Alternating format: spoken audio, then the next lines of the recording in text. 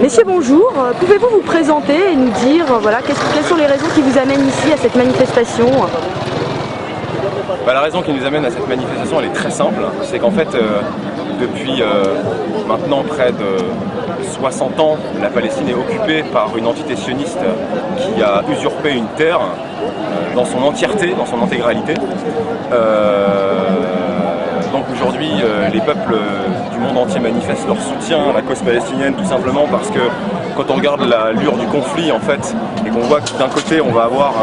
des pertes très minimes dans les troupes israéliennes et de l'autre côté que les représailles vont engendrer plusieurs centaines, voire plusieurs milliers de morts, on peut d'ores et déjà tout de suite en conclure que les Palestiniens font acte de résistance et ne sont pas des terroristes comme on veut bien les faire passer. Le deuxième point qui est quand même assez essentiel, c'est qu'aujourd'hui les manifestations pro-palestiniennes, pour ce qui est du cas de la France, sont réprimées d'une manière assez extraordinaire. Alors la raison elle est très simple, c'est que vous avez en France une oligarchie au pouvoir qui a fait allégeance totalement au sionisme, simplement pour la raison simple que le système économique mondial est un système capitaliste, que les banques aujourd'hui dictent les comportements des gouvernements et par conséquent les banquiers aujourd'hui, les usuriers planétaires, les banquiers sont tous d'origine israélienne ou alors de confession juive qui ont prêté allégeance au sionisme. Donc il est évident que le peuple français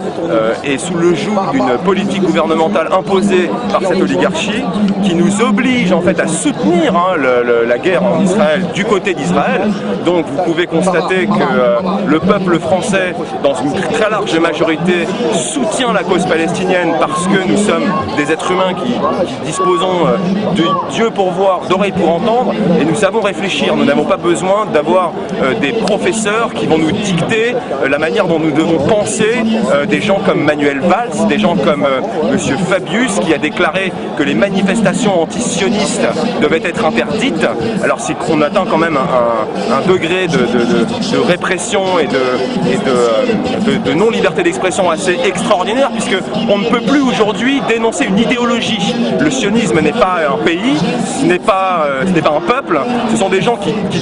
véhiculent une idéologie qui par conséquent est meurtrière et qui est dominatrice. Donc il est légitime que les peuples du monde entier se soulèvent et manifestent leur désolidarisation non seulement du sionisme, non seulement du comportement de l'État d'Israël, mais on ne peut pas avoir confiance, je vais aller plus loin dans ce raisonnement, on ne peut pas avoir confiance dans un État qui a été constitué en 1948 à égalité au niveau de la superficie des territoires et qui un an plus tard a déclenché une guerre pour envahir en fait le reste du territoire. Aujourd'hui, la Palestine n'existe plus techniquement. Quand vous allez simplement sur une carte Google, vous vous rendrez compte que le mot Palestine n'est pas présent, que vous avez bande de Gaza, mais que le territoire palestinien n'existe plus sur le plan géographique, et qu'aujourd'hui on nous force à suivre cette dictature israélienne qui est présente dans tous les pays occidentaux. Donc le message qu'il faut faire passer non seulement au peuple français mais aux dirigeants de ce pays, c'est que le peuple finira à un moment ou à un autre par se soulever contre vous, et vous aurez beau nous tirer dessus, vous aurez beau brandir les armes et réprimer la volonté populaire par la violence, sachez que dorénavant le peuple se prépare à la guerre puisque vous nous l'imposez, et le jour où il faudra combattre, nous serons prêts et nous répondrons avec la plus ferme des manières et la plus grande détermination, tout simplement parce que nous en avons assez de voir cette oligarchie mondialiste et sioniste qui nous oblige tous les jours à soutenir cette politique israélienne que nous rejetons en bloc. Voilà. Et pour finir, je tiens quand même à souligner le fait qu'aujourd'hui, malheureusement pour les membres des forces de l'ordre en France, on oblige les policiers à réprimer les manifestants, que ce soit des femmes, que ce soit des enfants, que ce soit des handicapés, parce que nous avons été témoins de ce genre de scène où des handicapés ont été roués de coups.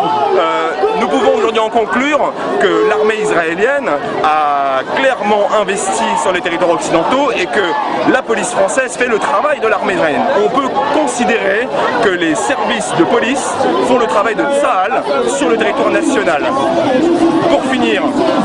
sachez que la Palestine est occupée depuis 60 ans et que c'est le seul État au monde, c'est le seul pays qui a réussi à être spolié par un système mafieux. C'est absolument extraordinaire.